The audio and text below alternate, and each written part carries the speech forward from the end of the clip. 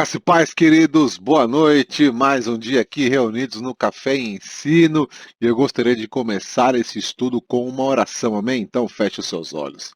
Ó Deus Pai, nós te louvamos e te agradecemos por tudo que o Senhor já fez até aqui e nós cremos que o Senhor ainda fará grandes coisas em nossas vidas. Nós te pedimos, Pai, em nome de Jesus, perdoe os nossos pecados e fale conosco nessa noite. Abra o nosso entendimento para recebermos a tua palavra e que a tua palavra faça morada em nosso coração. Nos transforme, Senhor, através da tua palavra. Nós te pedimos nessa noite, nos transforme, mude as nossas vidas, porque nós queremos te conhecer mais e porque nós queremos viver aquilo que o Senhor tem para nós, que a tua palavra diz que são coisas maiores do que a nossa mente já imaginou algum dia. E é em teu nome, Jesus, que nós agradecemos tudo o que o Senhor fará. Amém. Amém, queridos. Hoje falaremos sobre 2 Pedro. Semana passada falamos sobre 1 Pedro, agora vamos concluir mais uma carta que Pedro escreveu. E a introdução deste livro, se fôssemos dar um nome para ele, seria o livro do conhecimento verdadeiro, que está baseado em 2 Pedro 1:8. Quanto mais crescerem nessas coisas, mais produtivos e úteis serão no conhecimento completo do nosso Senhor Jesus Cristo.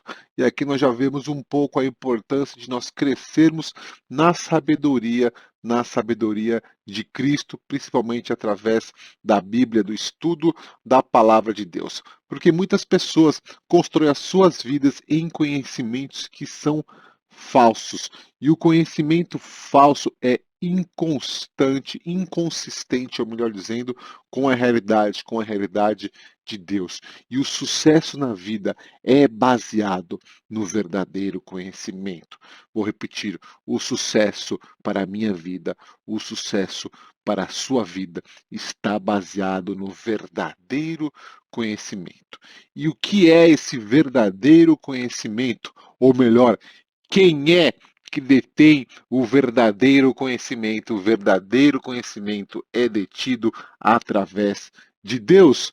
Que vocês tenham cada vez mais graça e paz à medida que crescem no conhecimento de Deus e de Jesus, nosso Senhor. Deus, com seu poder divino, nos concede tudo de que necessitamos para uma vida de devoção pelo pleno conhecimento daquele que nos chamou para si por meio de sua glória e excelência. Veja que todo o conhecimento está concentrado em Deus, em Jesus, e é por isso que nós perseveramos juntos, conhecendo a Deus através da Bíblia. Aqui está dizendo que nada mais importa do que deter este conhecimento, conhecer a Deus, conhecer os mandamentos de Deus, conhecer a grandeza de Deus deve ser o alicerce de nossas vidas. Amém? Porque aqui também fala, né, qual é o sentido que ele está querendo dar. Porque nem todo conhecimento é benéfico. Vamos lembrar o que aconteceu ali no jardim do Éden, Adão e Eva. Deus tinha plantado no meio do jardim duas árvores. A árvore do conhecimento do bem e do mal e a árvore da vida eterna. E Deus falou para eles: não coma do fruto da árvore do conhecimento do bem e do mal. Mas nada, Deus não falou nada se podia ou se não podia, né, comer do fruto da árvore da vida eterna. Mas veja só, o homem, ao invés de ir, né, a comer o fruto da árvore da vida eterna, ele preferiu comer o fruto proibido da árvore do conhecimento do bem e do mal. E aqui nós aprendemos algo importante sobre a natureza humana e nós vemos isso muito na vida de muitas pessoas que preferem mais o conhecimento proibido do que propriamente a vida eterna. Muitas pessoas preferem ir contra os mandamentos de Deus para talvez adquirir algo que ela acha que é importante para as suas vidas, mas isso é um engano. E Deus fala: se você conhecer me conhecer, conhecer meus mandamentos, isso será um guia para a sua vida. E eu desafio você a cada vez mais conhecer da palavra de Deus, conhecer da Bíblia. Para quê? Para não ser enganado, para viver uma vida, para viver a vida que Deus tem para você, porque Deus tem uma vida para mim, para você, uma vida de alegria, uma vida de abundância no espírito, uma vida de paz, uma vida de restauração, uma vida de cura, uma vida de milagres, uma vida santa debaixo dos passos do Senhor que vai te levar, que vai me levar para a eternidade. É isso que Deus tem para nós e é isso que ele está alertando aqui. Pedro está alertando as pessoas para tomar cuidado com uns conhecimentos. E o verdadeiro conhecimento é o que está escrito em Provérbios. O temor do Senhor é o princípio da sabedoria, o respeito a Deus, a busca pelo conhecimento de Deus é o princípio da sabedoria. Se você quer ser uma pessoa sábio, vai muito mais além do que ter um QI alto, vai conhecer a Deus, se relacionar com Ele. Amém? Então, isso foi escrito por Pedro em torno de 65 anos depois de Cristo. E qual que é a circunstância especial deste livro, desta carta? Seria o último comunicado de Pedro antes dele morrer. E a mensagem é: permaneça fiel ao que é verdadeiro, porque o que é verdadeiro, o que é verdade, traz liberdade, e é a palavra de Deus. Nós sabemos isso. O único que tem o poder de nos libertar é Jesus, que foi manifestado, que é revelado através da Bíblia. Esse também é um tipo de livro apocalíptico, que ele vai falar um pouco sobre a segunda vinda de Cristo, vai falar um pouco sobre tempos de julgamento, quais serão os sinais e os eventos dos últimos dias. Falará muito, nós veremos isso já já, sobre engano, sobre doutrinas falsas, e vai ressaltar a importância de nós termos o verdadeiro conhecimento. Para quê? Para nós não sermos enganados. Nós vamos entrar um pouco agora sobre os enganadores, algo que ele destaca muito. São poucos capítulos esse livro, mas muito profundos. E uma agora que ele está destacando. Ele destacou então sobre a importância de nós nos apegarmos, que a verdadeira sabedoria é o conhecimento de Deus. E aí ele também fala e pede para nós termos atenção, porque haverá engano nos últimos dias, haverá engano espiritual. O que quer dizer com isso? Ele está falando que Jesus vai voltar e quando isso se aproximar, haverá muitos enganadores e muito engano espiritual. Ele trata um pouco disso, né? E ele começa a compartilhar um pouco das características dos enganadores, até para você ficar ciente, né, e tomar cuidado com isso. Quem são os enganadores, segundo Pedro? Todos aqueles que questionam a palavra de Deus, conforme a serpente no jardim do Éden fez. Todos aqueles que trazem dúvida, dúvida sobre o quê? Sobre a palavra de Deus. Todos aqueles ou tudo aquilo que causa uma mente dividida, nós já vimos um pouco sobre isso nas últimas aulas, é aquela mente que uma hora quer as coisas de Deus e uma hora quer as coisas do mundo. São aqueles que usam evidências enganosas fora da Bíblia, que distorcem a Bíblia, e todos aqueles que fazem coisas complexas muito distante e longe da realidade bíblica. Outras características dos enganadores: eles possuem uma vida que é o oposto da lei de Deus. Eles não querem seguir a obrigação da lei, da ética e da moralidade bíblica.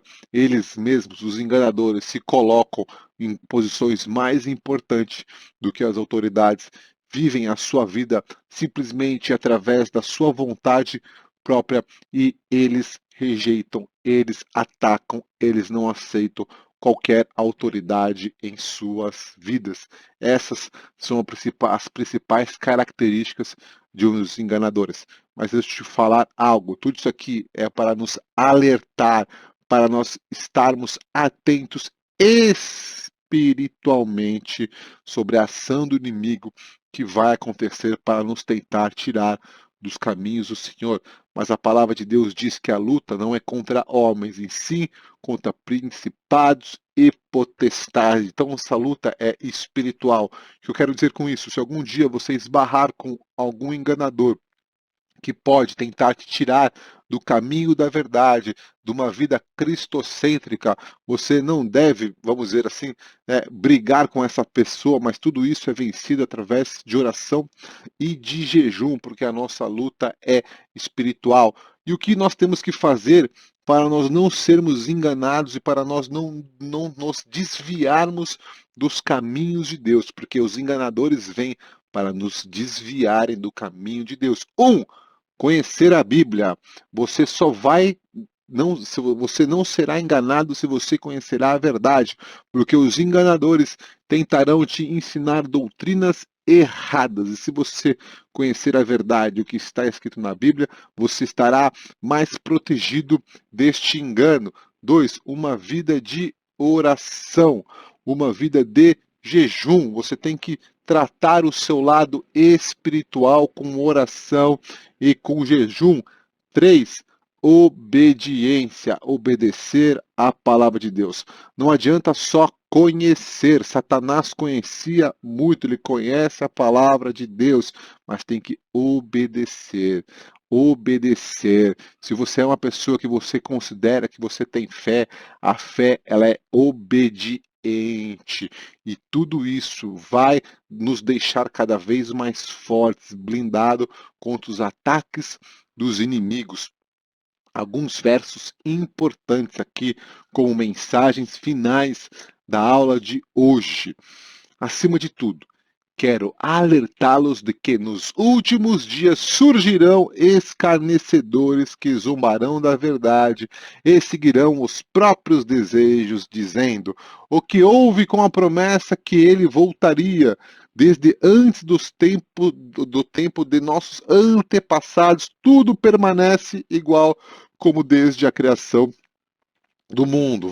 Veja, esse versículo escrito há 65 anos depois de Cristo, ou seja, há muito tempo atrás, parece que é para os dias de hoje, não é verdade? Um versículo tão atual. Eu já escutei isso, talvez você já escutou isso, pessoas que zombam da tua fé, pessoas que falam, cadê aquele Deus que falou que algum dia ia voltar? E essas vidas, essas pessoas, por falta de fé, por falta de oração, por falta de jejum, por falta de obediência e por falta de conhecer a palavra de Deus, decidiram viver uma vida de zombaria longe dos caminhos do Senhor. Mas toda vez que você encontrar uma pessoa que desafiar a tua fé, eu te encorajo em nome de Jesus, persevere.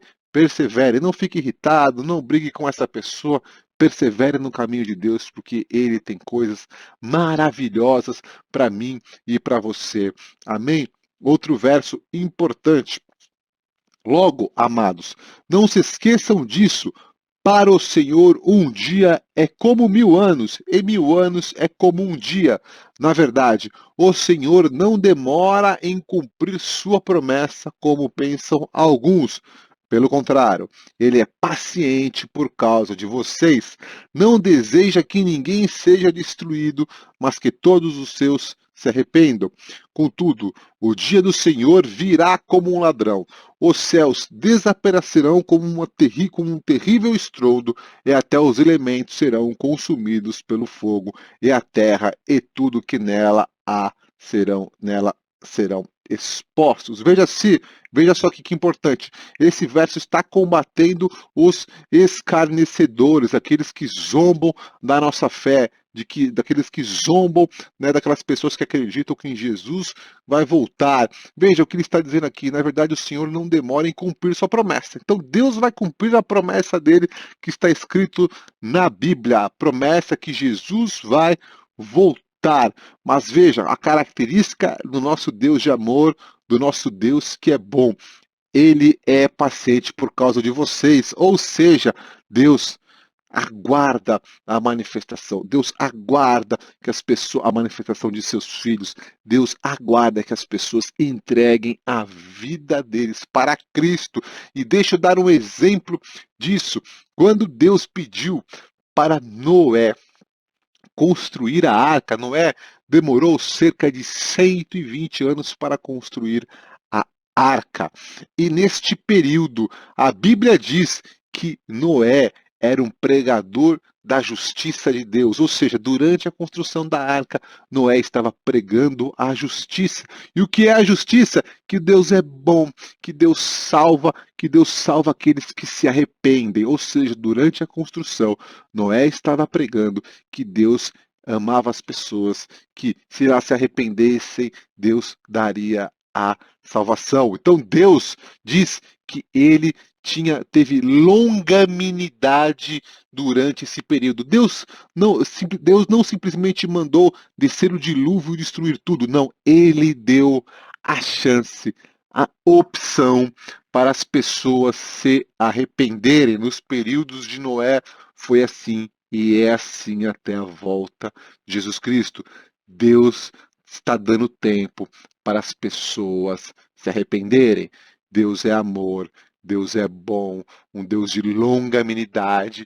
Jesus não voltou ainda, porque Deus está dando tempo para as pessoas se arrependerem. Vou repetir, porque essa é a mensagem mais importante do Evangelho. Deus está dando tempo para as pessoas se arrependerem e entregarem as suas vidas para Cristo e serem batizadas em nome do Deus Pai, do Deus Filho e do Deus Espírito Santo. É isso que está dizendo, como também está dizendo, chegará o dia que isto acabará, Jesus voltará e aí será estabelecido o céu e o inferno e a vida eterna para todos aqueles que nele creem, não pereçam, mas tenham vida eterna. Amém? O último verso. Amados, vocês já sabem dessas coisas, ou seja, nós já sabemos disso. Portanto, estejam atentos a fim de que não sejam levados pelos erros desses perversos e percam sua firmeza. Antes, cresçam na graça e no conhecimento de nosso Senhor e Salvador Jesus, e a ele seja a glória para sempre. Amém. Aqui é só uma conclusão de tudo que nós já sabemos, de tudo que foi ensinado aqui. Nós já sabemos disso, que nós temos que nos permanecer fortes, que temos que conhecer a palavra de Deus, que temos que orar, que jejuar, que obedecer. Nós já sabemos que haverão enganadores, nós temos que estar atentos. Então agora é um tempo, né? Que é um tempo que nós temos que estar atentos a todos os ataques que virão para nos tirar da vontade, para nos tirar do centro da vontade de Deus. E a coisa mais importante é que nós cresçamos no conhecimento do nosso Senhor e Salvador Jesus Cristo, cresçamos no conhecimento do nosso Senhor e do nosso Salvador. E como faz isso? Já falei um pouco, mas eu continuo te encorajando para que você, todos os dias de sua vida, não apenas nas terças-feiras, todos os dias você busque Deus através da leitura da Bíblia. Busque a Deus através da leitura da Bíblia. Você poderá ler e reler, reler e ler, ler, reler e reler a Bíblia quantas vezes você conseguir, mas ainda não será o suficiente para conhecer todo Deus, porque o nosso Deus, este Deus que nós estamos estudando aqui, ele é maior que a inteligência humana. Ele é o Criador de tudo e de todos. Nada o criou, ele criou tudo. Então encoraja você a permanecer firme nele, buscando o conhecimento. Se nós não estudarmos, se nós não buscarmos a Deus, nós estaremos fracos espiritualmente e coisas básicas, coisas simples nos tirarão do caminho de Deus. Mas eu sei que nessa noite o Espírito Santo de Deus está fazendo algo na minha vida, algo na sua vida. E o que é esse algo novo? É uma vontade de conhecer mais de Deus. É uma vontade de permanecer mais perto de Deus. Uma vontade de obedecer a Deus, porque temos certeza que Ele voltará e Ele nos buscará para um lugar melhor. Amém? Eu gostaria de terminar a aula de hoje com uma oração.